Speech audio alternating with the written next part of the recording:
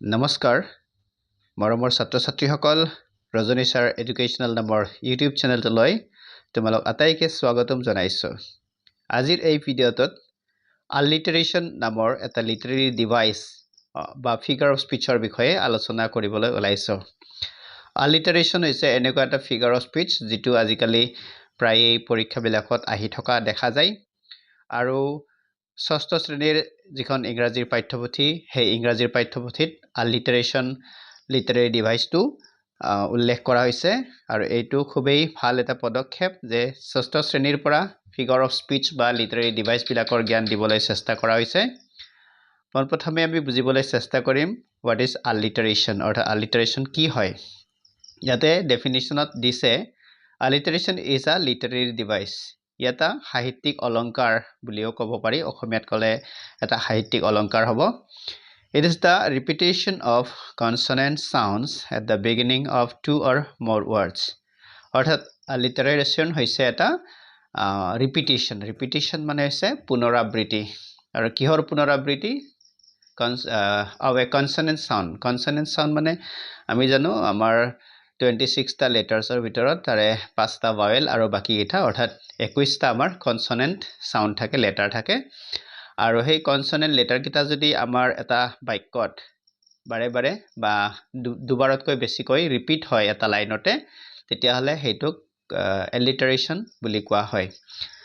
মানে কোনো এটা কনসনেন্ট লেটাৰ যদি এটা বাক্যত দুবাৰতকৈ বেছি মানে দুবাৰ বা তাতকৈ বেছি ৰিপিট হৈ থাকে বা পুনৰাবৃত্তি হৈ থাকে, তাকেই আলিটাৰেশ্যন বুলি কোৱা হয়। এতিয়া কেইটামান উদাহৰণৰ জৰিয়তে আমি এই কথাটো বুজিবলৈ চেষ্টা কৰিম। ইয়াতে আমি দেখিবলৈ পাইছো যে ক্লাছ 6ৰ কিতাপখনত এইটো দিয়া আছে, ক্লিপছ এণ্ড ক্লাউডছ। ইয়াত চি আখৰটো আমি দেখিবলৈ পাইছো, চি আখৰটো ৰিপিট হৈছে অৰ্থাৎ পুনৰাবৃত্তি হৈছে। গতিকে এই যে আমাৰ কনসনেন্ট সাউন্ড সেইবিলাকৰ যেতিয়া পুনৰাবৃত্তি হয়, বাৰে বাৰে সেইটো আহি থাকে, তেতিয়া সেইটোক আমি আলিটাৰেশ্যন বুলি কওঁ। এতিয়া আছে ৱাচ এণ্ড উইণ্ড। ইয়াতে ডব্লিউ আখৰটো ৰিপিট হৈছে। তাৰ তৃতীয় লাইনত আছে মাৰ্ক হুইচ মাষ্ট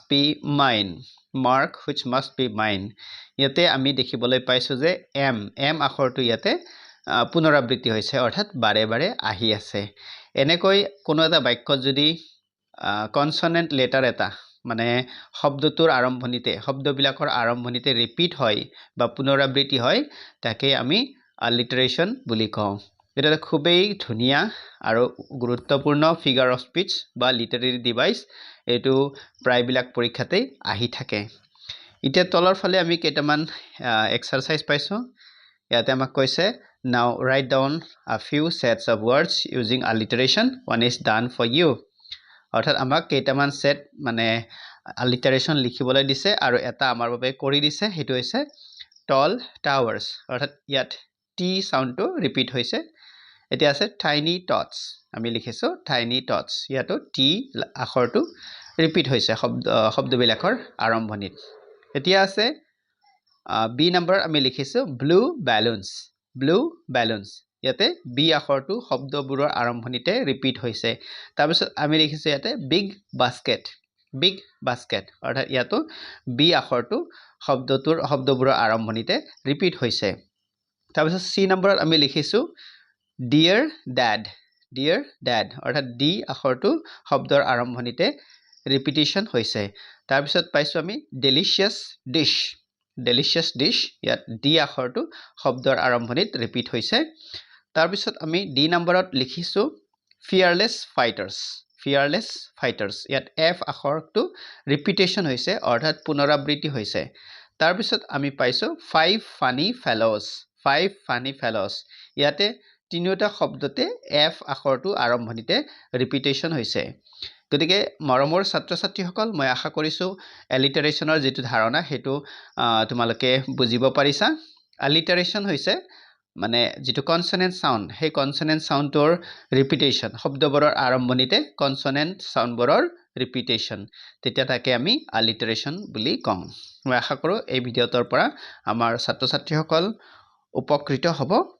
আগলৈ এনেকুৱা ধৰণৰ ভিডিঅ' পাই থাকিবলৈ ৰজনীশ ছাৰ এডুকেশ্যনেল নামৰ ইউটিউব চেনেলটো ছাবস্ক্ৰাইব কৰিবলৈ নাপাহৰিবা ধন্যবাদ